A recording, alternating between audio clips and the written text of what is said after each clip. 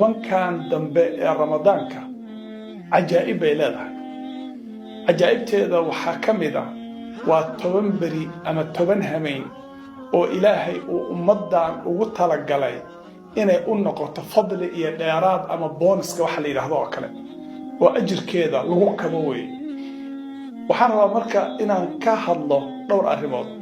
kow, tobankan dambe ee ramadaanka waxyaabaha khasaa'ista ah ee khaaska ku ah ay leedahay maxaa ka mid ah habeenka laylatul qadriga oo ku dhex jira tobankan dambe calaamado lagu garto ma leedahay. qofku ma arki karaa wax la arki karo oo la ogaan karo ba tahay oo qofku uu ogaan karo.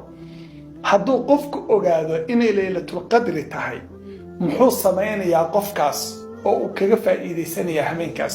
ma jirtaa duco la akhristo ama camal khaas ah oo la sameeyo oo habeenkaas looga faa'iideysto? nabi maxamed sallallahu alayhi wasallam wuxuu dardaarmay sidee buu ahaan jiray tobankan dambe. ikhwaani, tobankan khasaa'isteeda waxaa ka mid ah waa 10kii beri ama maalmihii qur'aanka la soo dejiyey. qur'aanka ilaahay wuxuu soo dejiyey bisha ramadaan, khaasatan habeenka laylatul qadriga oo ku dhex jira tobankan dambe.